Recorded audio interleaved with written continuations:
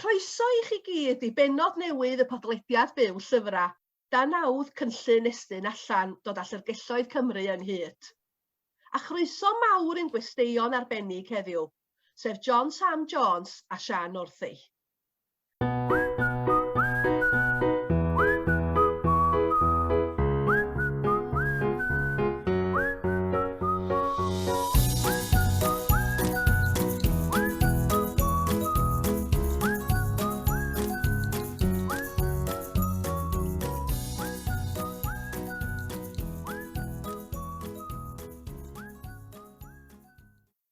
Wel, croeso i chi'ch dau. Da ni wir yn edrych ymlaen am gael sgwrsio efo chi heddiw am y llyfr newydd, Y Daith Ydi Adra.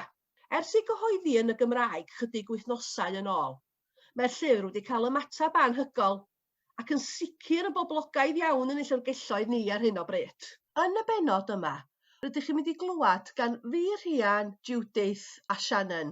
A Judith sydd yn mynd i ddechrau y sgwrs gyda'r cwestiwn cyntaf. Iawn, mae gyda fi gwestiwn i'r ddau ohonoch chi. Os gawn ni ddechrau efo cwestiwn reit gyffredinol i'r ddau ohonoch, a John ddoi atoch chi gyntaf os di hynna'n iawn, be ydych chi'n ddarllen ar y funud, a heblaw llyfrau chi wrth gwrs, beth fydda'r un llyfr bysach chi'n annog i rywun fenthyg o'r llyfrgell, neu os na lyfr arbennig, neu hyd yn oed llyfrgell penodol sydd wedi dylanwadu arnoch chi a pham. Cwestiwn efo 5 pwynt i ar Ia, sori. Dwi neithiwr nes i orffen darllen nofel John Roberts, Gabriella. Ag awgys i flas arni, a dwi'n nabod John, a dwi'n synnu bod gweinidog yn medru sgwennu rhywbeth mor effernol o ddychrynllyd a dweud y gwir. Ond nes i wir mwynhau. Mae gennau deal bach efo Gwyn yn Awen Meirion. A dwi'n trosglwyddo bres iddo fo, a wedyn mae o'n danfon llyfrau ata i. A wedyn, yn y pythefnos tair wythnos dwytha, dwi wedi darllen Castell Siwgr gan Angharad Thomas. Dwi wedi darllen Llyfr Glas Nebo gan Manon Steffan Ross. A dwi wedi darllen Bapuroli gan Angharad Price. So dwi wedi cael mis o ddarllen yn Gymraeg. Wedyn, fe gennai fis yn darllen yn Saesneg. A dwi'n ddarllen yn ddyddiol yn Almaeneg hefyd mwyn trio sicrhau bod yr Almaeneg yn dod. Ydyn, dyna beth oedd ar y gweill. Dwi'n credu mae un llyfr fyswn i'n argymell, ond un awdur ella, fysa Elie Wiesel. Oedd Elie Wiesel yn goroesodd yr Holocaust. Fodd ar ei ennill Gwobr Nobel am heddwch yn 86, dwi'n credu. A mae o wedi sgwennu nofelau, a mae o hefyd wedi sgwennu llawer o ysgrifau. Ac nes i ffindio fo yn ddylanwadol iawn wrth i mi ddatblygu yn fy ugeiniau a fy 30au. O safbwynt llyfrgell, swn i'n mynd nôl i llyfrgell Ysgol Ardudwy yn Harlech. Oherwydd mi roedd yr llyfrgell yn noddfa i fi pan o'n i'n yn fy arddegau, oherwydd gefais i fy mwlio, o'n i'n sisi bach, ac gefais i fy mwlio yn ddidrigaredd, ac mi roedd Miss Roberts oedd yn dysgu Saesneg i mi, hi oedd llyfrgell yn Ysgol Ardudwy, a nes i mynd yno rhyw 2 amser cinio yr wythnos ac o'n i'n darllen papura newydd, llyfrau, ac llyfrgell Ysgol Ardudwy, swn i'n dweud. Reit, ar y funud, mae gen i wastad sawl llyfr ar y go. Mae gen i ryw nofel, clawr papur a'i law nes i bryn o'r enw This Green and Pleasant Land gyn Aisha Malik. A dwi'n mwynhau'r nofel, mae am ddyn yn byw mewn pentra Saesnig ac yn penderfynu, mae o dros Asiaeth, mae fam o'r ei gwely angen deitha fo, plis adeilada fosg yn dy bentra. A mae'n gwneud, a dyna di'r nofel. Wel, dwi'n cymryd bod o'n gwneud, dwi'n di cyrraedd yr mosg yn cael ei adeiladu eto. Wrth i'n darllen rhyw lyfr o'r enw Getting Things Done, dwi'n chydig bach o fygins yn meddwl fedra i ddarllen llyfrau fel a gwella'n mywyd, so diolch yn gweithio. Ac o'n i'n gweithio yn siop yn chwaer ddoe, a nes i brynu cyfrol newydd i fod at Glyn rhwng 2 ola i gasgliad diweddaraf o gerddi. Be oedd y tamad arall? O Borrow Box hefyd, dwi'n defnyddio Borrow Box wrth y modd efo Borrow Box, a mae gennau Frankenstein Jeanette Winterson allan ar y funud o hwnnw, dwi'n yn siŵr o'i stunt diweddara hi, efo llosgi llyfrau. Ie. Be arall oedd y cwestiwn dod? O llyfrgell. O, dwi'n di osgoi'r cwestiwn yna, pyn bach. Y peth gwych efo llyfrgelloedd, ti'n gallu mentro a darllen pethau sa ti'n mynd fel arall. Felly, rwsyd just her i pwy bynnag sy'n gwrando. Cerwch chi mewn, ail silff ar y dde, pedweddi'r llyfr, beth bynnag ydi o. Tynwch allan, darllenwch o. Ffantastig. Mi na i rhywbeth felly weithiau, just am bod fi'n darllen cryn dipyn. Mae'n iawn pwsio'n hyn i darllen rhywbeth sy'n mynd wneud fel arfer de. Llyfrgell Blaena, y sicr, a mynd yn ôl i pan o'n i'n yr 60au, eto fatha John, ac ydi reit ddiniwad, o'n i'n reit ddiniwad. A mi welis i lyfr am sex change. Gymai hwnna me fi. A darganfod Jan Morris, wrth gwrs. A ges i ddim be o'n i di ddisgwyl nad o'r excitements. Oedd rhywun 40 neu beth bynnag yn ddisgwyl gael. Ond gwirioni fo hi, gwirioni'n bod. Conundrum, wrth gwrs. Ie, ond mae diddorol beth ydych chi'n sôn amdan mynd i llyfrgell a dewis rhywbeth ydych chi'n mynd arfer i ddarllen, achos beth da ni wedi ffindio yn y cyfres clo pan mae pobl wedi dod i fewn, mae pob gwasanaeth wedi bod yn cynnig gwasanaeth ffonio a chasglu lle mae'r pobl sy'n gweithio yn y llyfrgell yn dewis y llyfrau iddyn nhw. A'r adborth da ni wedi gael ydy, maen nhw wedi darllen, mae'r benthycwyr wedi darllen llyfrau sy'n nhw erioed wedi dewis eu hunan, ond maen nhw wedi mwynhau a wedi ffindio awduron newydd neu pynciau newydd. So mae jyst yn dangos os ydych chi'n cymryd y siawns na, falle rhywbeth sy'ch chi ddim yn mynd yn naturiol i ddewis, y bod na, dych chi'n bod yna fyd arall i chi gael, bod y llyfrgell yn cynnwys hynna i chi, mae'n ffantastig. So, da ni'n hapus bod pobl rhan mwyafrif wedi dweud bod nhw wedi mwynhau darllen rhywbeth sy'n nhw erioed wedi darllen y blaen. Ond mae'ch sialens chi o mynd i ddewis y llyfr yna, hwnna wych, dwi'n mynd i ddweud hynna pawb. Reit, a'r cwestiwn nesaf, John, i chi. Os gallwn mynd yn ôl i gychwyn y daith efo chi, John, be di'r cyntaf sgynnych chi o ysgrifennu? A os yna unrhyw digwyddiad neu leoliad penodol yn aros yn y Wel oes, Miss Enid Jones oedd yn dysgu Saesneg i ni i fynd at lefel O. Miss Sally Roberts ar cychwyn ysgol dydw, a wedyn yn dosbarth 3 neu blwyddyn 10 erbyn hyn, Miss Enid Jones a hi, wrth gwrs, fi o'n dysgu Philip Pullman hefyd. Ac oedd Miss Enid Jones yn mynnu traethawd pob wythnos. Ac o'n i wrth y modd yn sgwennu storiau, ond o'n i'n cael traffarth mawr efo llythrennau, o'n i'n cymysgu llythrennau, cymysgu B a D, cymysgu P a Q, a beth sy'n syndod ydy, dwi'n gwneud hynny o hyd, ond o'n i'n disylweddoli mod i yn.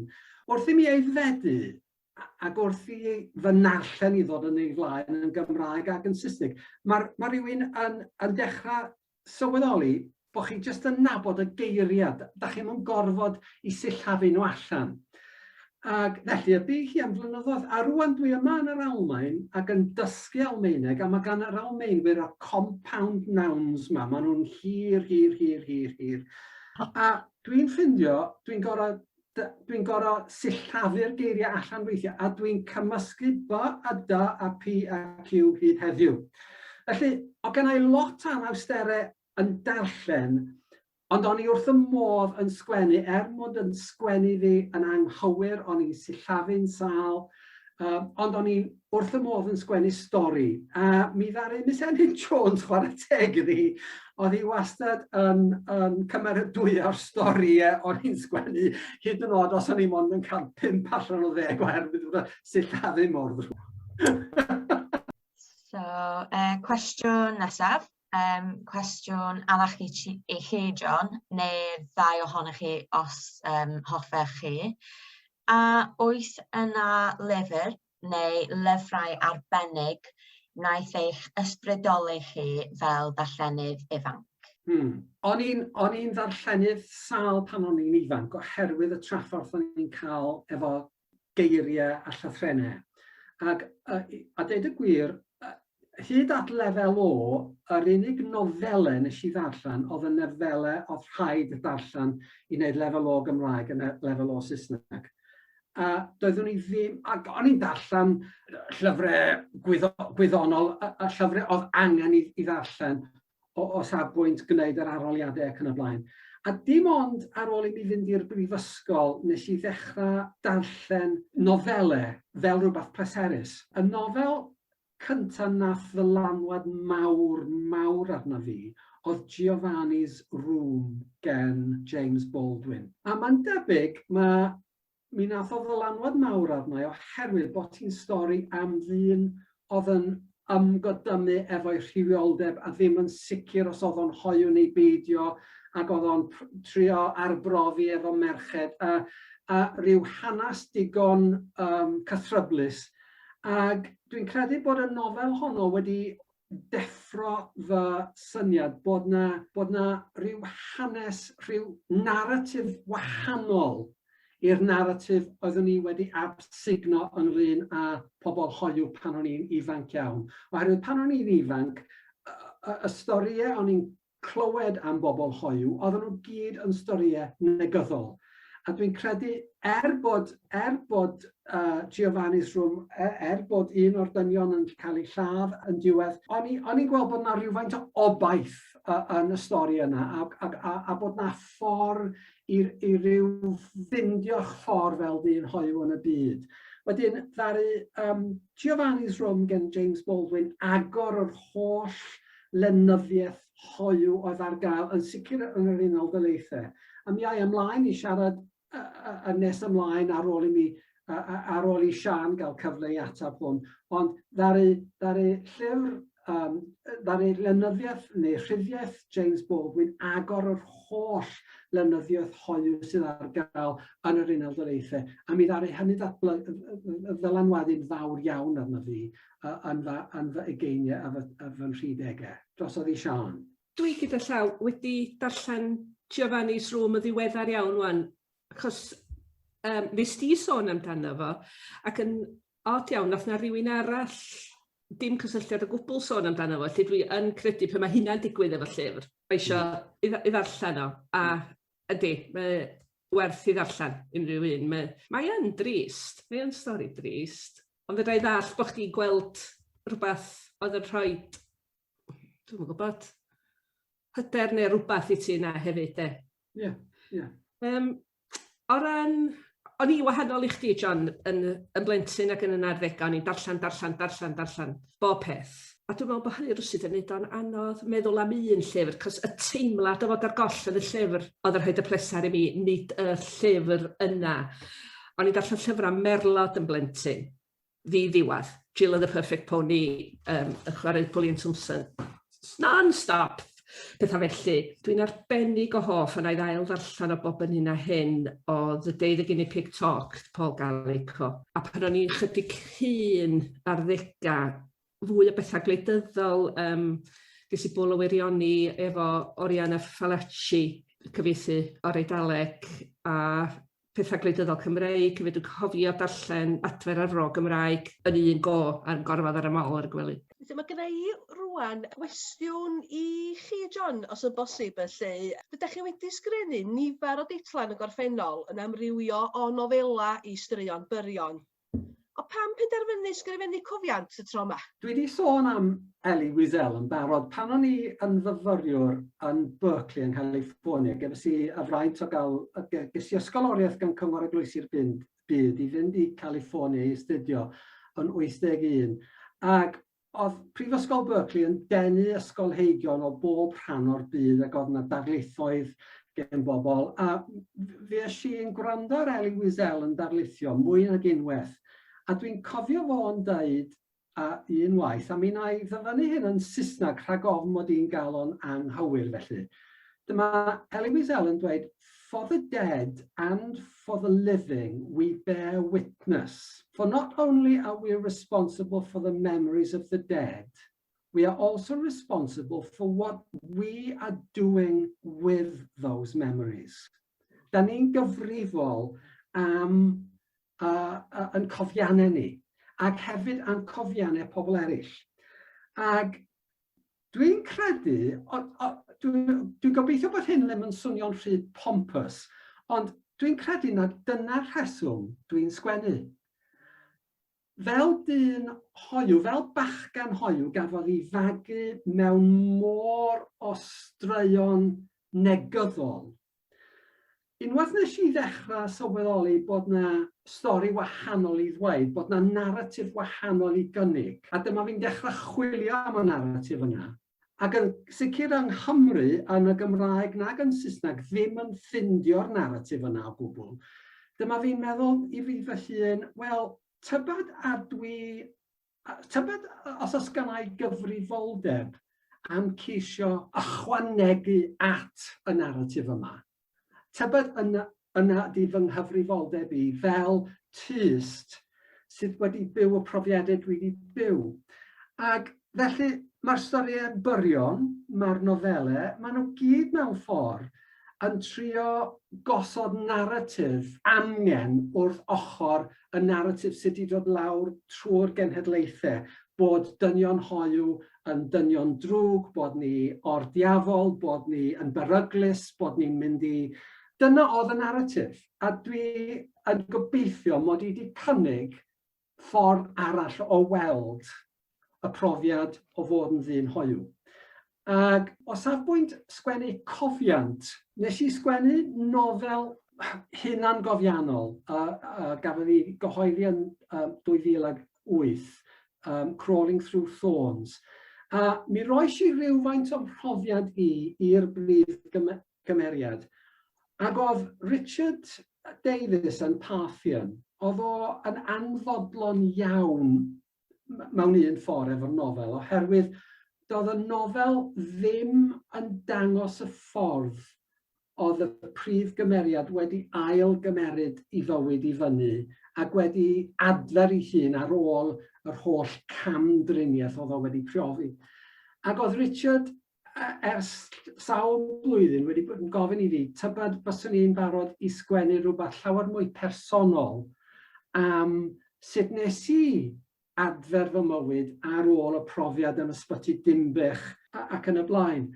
Ac felly dyna'r rheswm es I ati I sgwennu cofiant. Ond o'n i'n isio sgwennu hunangofiant yn dechrau efo geni yn Bermo ac yn... O'n i'n isio just dilyn blwyddyn I flwyddyn I flwyddyn I flwyddyn. A ges i'r syniad o dilyn themau. Dilyn themau teulu, dilyn themau cariad, dilyn themau ffyddlondeb, dilyn themau rhywioldeb. Ac felly, beth sgynnon ni yn y daith ydi adra ydi penodau sydd yn ceisio dilyn trywydd thema. Mae pob benod yn wahanol, a mae pob penod yn mynd nôl ac ymlaen mewn amser. Felly mae rhai pobl wedi cael rhywfaint yma o anhawster yn ei ddarllen. Ond dwi wir yn teimlo bod o wedi gweithio. Mae'r sawl un wedi dweud bod o'n gweithio. Felly, diolch yn hunangofiant traddodiadol. A dyna di'r feddylfryd tu ôl i'r cofiant. Ie, swn i'n cytuno, dwi'n meddwl, ac hefyd, dwi'n meddwl bod o'n eithriadol o bwysig bod chi wedi adrodd eich stori y lle ac I fod o ar gael yn y Gymraeg. Wel, diolch. Dwi'n credu bod yna cwestiwn ynglyn â pam yn Gymraeg. Ac pan o'n i'n meddwl sgwennu y cofiant yma, mi nes I drio fynd ati I sgwennu hi yn Gymraeg. Oherwydd, o'n i'n teimlo bod oedd y gwaith o'n I wedi sgwennu sydd wedi cael ei gyhoeddi I gyd yn Saesneg, ac o'n i'n teimlo, ac o'n I wedi symud i'r Almaen hefyd, o'n i'n teimlo rhywsyd sy'n ei licio gadael rhywbeth yn y Gymraeg. Ond dwi'n ffeindio'n anodd dychrynllyd I sgwennu rhyddiaeth yn Gymraeg. Fedrai sgwennu llythyr, fedrai sgwennu e-byst, ond mae'r rhyddiaeth jyst mor anodd. A nes I ati I sgwennu yn Saesneg, a penderfynu sy'n ni'n licio eisiau anodd I chyfieithu. Oherwydd, o'n I wedi gwirioni Dwi wedi gwirioni efo gwaith, efo nofelau a storiau byrion Siân Northy. Dwi'n credu bod Siân Northy yn un o awduron mwyaf flaenllaw yng Nghymru yn y ganrif diwetha a'r ganrif yma. A fi penderfynodd mae Siân oedd yn mynd i gyfieithu y cofiant. A dwi'n falch iawn i bod hi oherwydd mae dal fy llais mewn ffordd unigryw dwi'n credu. Dwi'n hynod prawd o'r gwaith mae Siân wedi gwneud. Ella bod Siân eisiau gwneud rhywbeth. Oes, diolch yn fawr iawn, Siân eisiau gwneud. Ia, dwi wedi bod yn trio meddwl sut oedd nhw'n, neu sut oedd John benderfynu fi, cos ydych chi'n meddwl, o ia, pwy gawn ni gyfieithu'r llyfr yma? O ia, mae'r ddynas stret cis, mae sy'n anffyddiwr i bob pwrpas. Ia, wneud hwnna'n iawn. Ond oedd hi fraint ac y blesar ac yn... Cos mae sgwennu John, beth bynnag sef o sgwennu amdano fo, efo llais pendant clir cyson, a fatha oedd o'n awgrymu ffindio hwnna, oedd y pethau anoddar o sut. Nes bod fi'n clywed rhyw lais o'n i'n dychmygu, o'n i'n gwybod sut o John yn siarad, ond di hynny ddim rhyw peth os mae bobl yn sgwennu nac di. Felly o'n i eisiau ffindio llais John y sgwennwr Cymraeg yn ymhen rwsyd. Yna neu synwyr? Yndi, dwi'n meddwl, yndi, mae hynna, yndi. A cael naws y llyfr, yndi? Ia, nes bod na dreithydd cyson trwyddo fo rwsyd. O dwi yn meddwl i fod o wedi llwyddo lle, ac yndi, mae cael y stori i bob pwrpas yn Gymraeg, mae o'n lyfr poblogaidd iawn, a mi siŵr mi fydd o'n parhau gyda ni hefyd, lle. So diolch yn fawr iawn am hynna, lle. Dwi'n meddwl, mae yna amball linell Cymraeg dwi wedi darllen yn y llyfr, dwi'n meddwl bod wedi darllen yn Gymraeg o blaen, sydd yn ffantastig, a dwi jyst i ddeud cytuno be mae Rhian ddeud, mae'r llyfr yma mor bwysig i'r pobl, dychymod, sydd yr un oed na chi, John, ac efallai chydig bach yn hynach na chi, ond hefyd i'r gynhadlaeth wwan ac i ddod. Dwi'n meddwl bod yr hanes mor bwysig i nhw ddarllen amdan y bywyd a beth ydych chi wedi bod drwad ac yn i'r dyfodol iddyn nhw, mae'n wych. Ond ia, yna ambell linell yn ei ddarllen fel, dwi ddim wedi gael hwnna'n Gymraeg o'r blaen. Sian, ydych chi wedi gwneud job dda iawn efo hynna. Ydy pyddodd John draw efo'r teip ysgrif, copi calad, gan i wrthi'n flicio trwyddo fo, tra'n sgwrsio bwr y gegin, a'r peth cyntaf weles i, dwi'n siarad cofio'r geiriau wan, rhywbeth am Californian, 6 foot of Californian beefcake, sut dwi'n neud hwnna? Ie. Os ar bwynt pobl ifanc, dwi wedi synnu faint o bobl ifanc sydd wedi i ddarllen hi yn Gymraeg ac yn Saesneg, ac wedi cymryd yr amser i gyrru text neu gyrru neges ar Facebook, jyst i ddweud mor berthnasol oedd yr hanes iddyn nhw. A mae hynny di bod yn surprise o ddeud y gwir. O'n i'm yn meddwl am gynulleidfa pan o'n i'n sgwennu. O'n i'n meddwl, os ar bwynt yr iaith, o'n i'n meddwl bod o'n bwysig. O'n i'm eisiau i neb yng Nghymru medru ddweud, dwi'n am ddarllen stori John Sam Jones oherwydd bod o'n mond yn Saesneg. O'n eisiau rhoi'r cyfle, ella fydd pobl yn penderfynu bod nhw ddim eisiau i ddarllen oherwydd bod am ddyn hoiw. Digon teg os dyna lle maen nhw. Ond o leia dos gyda nhw mesgus ieithyddol.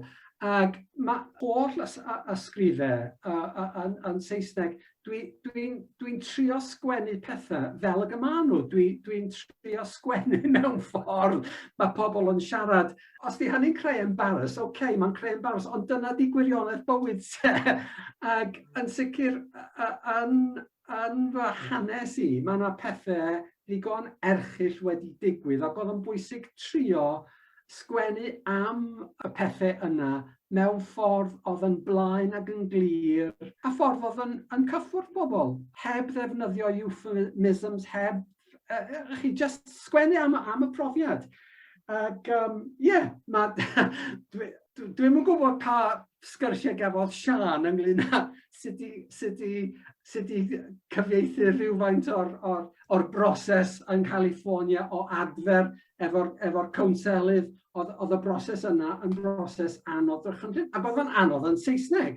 Ond mae di dal rhywbeth ynglyn â, mae'r iaith wedi dal rhywbeth o'r broses, ac pan fydda i'n darllen gwaith Siân yn y Gymraeg, y cyfieithiad yn Gymraeg, Mae o fel, swn i'n byw y profiad yn y Gymraeg yn y Saesneg nes i fyw i te. Diolch. Dwi'n meddwl, fel chi dweud, mae Sian di gael y llais i, a dwi'n meddwl dyna di rhan o'r pel o'r llyfr ydy bod y llais ma'n dod, mae'n rhywbeth fedrwch chi ddarllen, mae wedi sgwennu mewn ffordd, fel da ni'n gwrando arna chi, dydy o ddim yn Cymraeg, sych, diflas, mae'n fath o bod chi'n eistedd ac yn cael sgwrs ac yn deud eich stori chi. So dwi'n meddwl mae hwnna yn hwb mawr i'r llyfr bod Sian wedi gael eich llais chi ddosod, mae'n darllen, fel chi dweud, mae'n darna anghyffyrddus iawn a personol iawn i ddarllen, a mae wedi sgwennu mewn ffordd mor ffantastig, da chi'n teimlo bod chi'n eistedd a bod chi'n deud y stori. So mae'r ffaith yn y Gymraeg fel yn ffantastig hefyd, mae wir neu wahaniaeth dwi'n meddwl, pob clod i chi a Sian. O ran rhesymeg dros gyfieithu, dwi'n meddwl bod yn bwysig i arall eirio John nipyn bach, bod bobl yn sylweddoli Welsh-speaking boys too. Mae'r ffordd symla o wneud hynny oedd bod bobl ydi ddarllen o yn Gymraeg, mae o'n syncio mewn wrach fwy wedyn. Mae, hogia a dynion yn ein pentrefi ni. Oeddan nhw, ydyn nhw, fyddan nhw. Ac yn anffodus, un rhan o asu i gael rhywbeth yn y Gymraeg am y stori yma oedd, a dweud gwir yn onest, mae'r homophobia mwyaf atgas dwi wedi priofi wedi dod o Cymru Cymraeg. A mae'n ddrwg yn ei fod. Yn drist dwi ddim yn symud. Dyna di'r gwirionedd. Ac oedd yn drist be o'ch di ddeud bod y ddynion, o'r bosib merched hefyd, ifanc wedi cysylltu efo chdi wan, a bod nhw'n teimlo bod y beth yn berthnasol. Mae bechod na bod nhw ddim yn weld o fatha hanes. Yn union. Yn y dyddiau yma, ddylsa yna hanes ydi o, a gwybod da ni wedi ddysgu ohona fo, a wedi symud ymlaen. Yn anffodus o bosib dydy hynny ddim yn wir. Mae'n diddorol iawn. Dwi wedi cyfarfod sawl nifer o bobl lle yn eu pennau nhw, does gynnyn nhw ddim problem o gwbl efo bobl hoiw. Ond, tasa'r mab neu'r merch, neu'r brawd neu'r chwaer yn dod adra a dweud bod nhw'n hoiw, yna mae o'n dechrau fod yn broblem. Oherwydd, mae o'n mwy na rhywbeth intellectual, mae o'n dod dros trothwy'r drws. Dwi'n credu dyna'r sefyllfa da ni wedi cyrraedd erbyn hyn ym Mhrydain, yng Nghymru, bod i ran helaeth y bobl, dydy o ddim yn broblem yn eu pennau nhw. Ond, os di'n dod dros trothwy'r drws, mae o'n anghyffyrddus a dyn nhw'n gwybod sut i ymateb. Dwi'n gwybod os di hynny'n gywir, ond dyna rhywfaint o'n profiad i. Swn i'n meddwl bod. Ond mae gen ti hefyd, a fydda i feddwl am unigolion, sydd wneith ddeud y pethau mwyaf brwnt ac non-PC a homophobic. Ac eto, pan maen nhw'n cwarfod unigolion, maen nhw'n hollol iawn. We don't mean you. Fel ddigwyddodd i Iwp efo'r holl ton o xenophobia dda ni codi efo Brexit.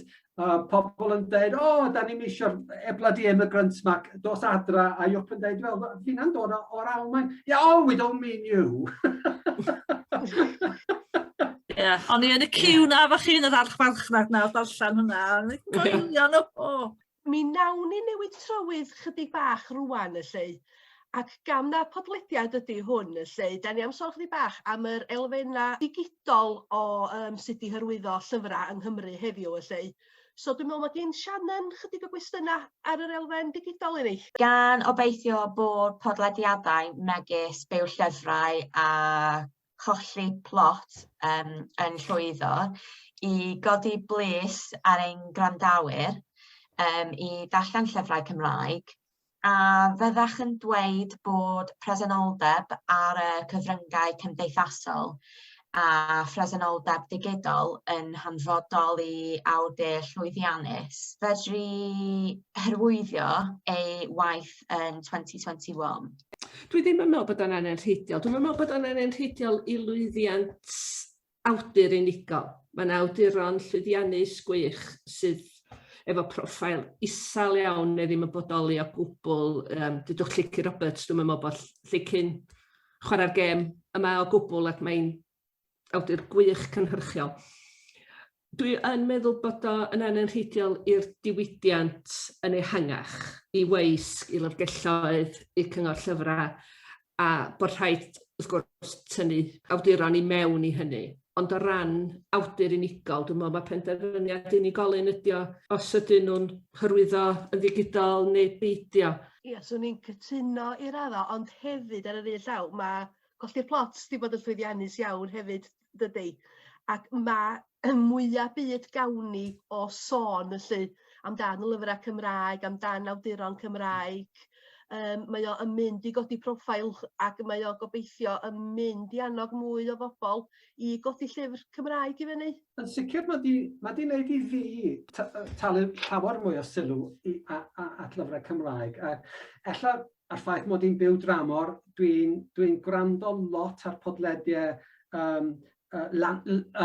lansio digidol, felly dwi'n cofio gwrando ar Angharad Price yn siarad am ymbapiwroli, a dyna'r rheswm nes i ordro ymbapiwroli. Dwi'n cofio gwrando ar Angharad Thomas yn sôn am Castell Siwgr, a dyna'r rheswm nes i brynu Castell Siwgr.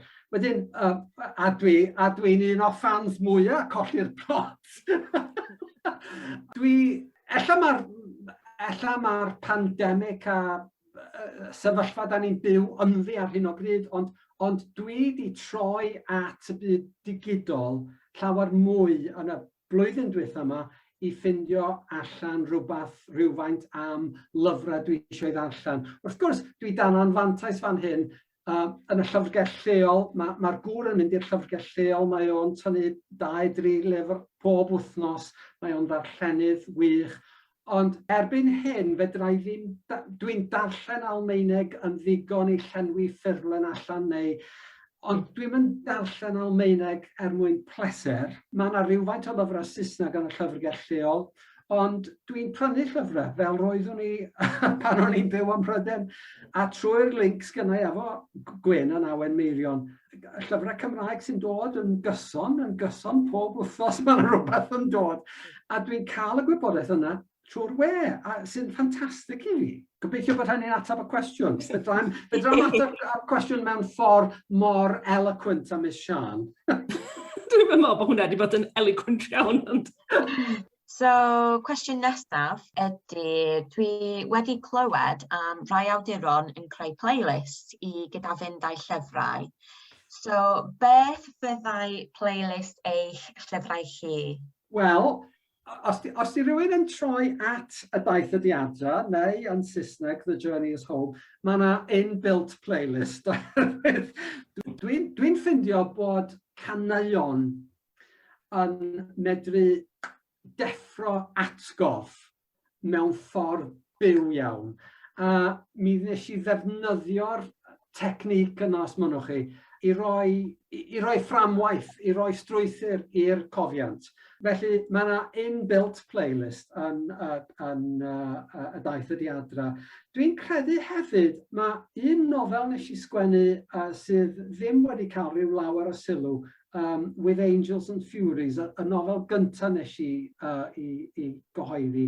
Mae yna playlist yn dan o hefyd, oherwydd mae'r prif gymeriad yn hoff iawn o wrando ar gerddoriaeth clasurol, a mae yna gerddoriaeth clasurol yn mynd trwy'r nofel honno.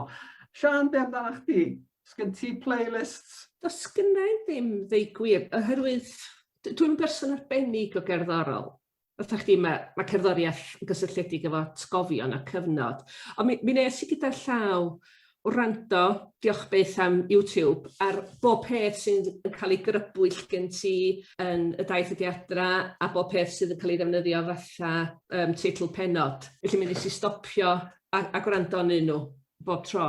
Dwi'n gwybod os nath unrhyw wahaniaeth, ond nes i fwynhau'r profiad.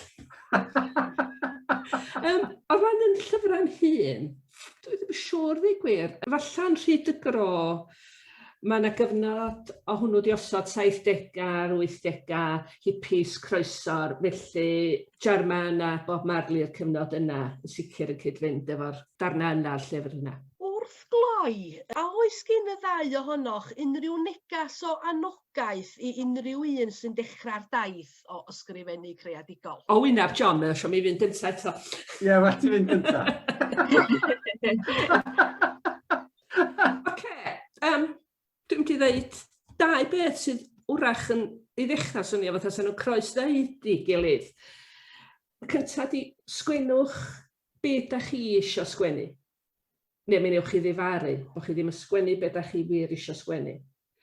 Ond hefyd, yn edrych pan da chi'n dechrau, derbyniwch unrhyw waith sgwennu gewch chi gynnig, cos mi wneith hwnnw eich pwysio chi wneud pethau gwahanol a gewch chi sport a newch chi ddysgu pethau yna fo. Ddau beth yna, swn i ddeud, a trio cael y cydbwysedd rhwngthyn nhw. Swn i'n cytuno. A mwynhau sgwennu hefyd. Ie. Mwynhau y profiad o sgwennu. Ac un peth dwi wastad yn wneud ydy dwi'n darllen ar goedd ar hyn dwi wedi sgwennu. Dwi eisiau clywed ar hyn dwi wedi sgwennu. Yn enwedig lle mae dialog yn y cwestiwn. Mae dialog yn anodd iawn. Os fyddai'n mynd i rwla a mae rhywun yn gofyn i mi ddarllen o nofel neu o stori fer, fyddai wastad yn dewis darn sydd ddim yn cynnwys dialog. Cos dwi'n teimlo bod darllen dialog yn gyhoeddus yn anodd. Ond, ar ôl deud hynny, pan fyddai'n sgwennu dialog, dwi'n gwrando ar fy hun yn darllen y dialog i weld os di'n swnio fel dialog, os di'n swnio naturiol. Ac hefyd, efo rhyddiaeth, dwi'n wastad, bore wedyn, os dwi'n sgwennu am ryw 2 awr heddiw, bore fory, fyswn i'n darllen ar goedd, clywed ar hyn dwi wedi sgwennu ddoe, a ella mynd dros rhywbeth eto. Ie, gwrando ar hyn mae rhywun wedi sgwennu. Ac hefyd, swn i'n dweud, ceisiwch ffindio rhywun da chi'n ymddiried ddigon yn nhw i fod yn first reader, i fod yn darllenydd gyntaf. Dwi'n ffodus iawn, mae'r gŵr, mae o yn licio darllen, mae o'n darllen lot o ryw stwff. Mae'n darllen yn Ffrangeg, mae'n darllen yn Almaeneg, mae'n darllen yn Saesneg. Ac mae o yn onest iawn pan mae o'n darllen ar hyn dwi wedi sgwennu. A dwi wastad yn ddiolchgar am yr hyn mae o fwydo nôl felly. Dwi'n teimlo bod yn bwysig iawn cael rhywun i rhannu profiad onest ar hyn da chi wedi sgwennu.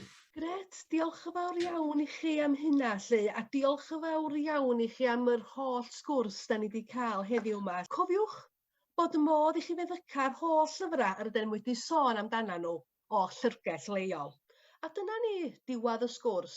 Diolch enfawr i John Sam Jones a Sian Northy am eu cwmni difyr. Cofiwch edrych allan am y bennod nesaf o Byw Llyfrau a fydd allan yn fuan.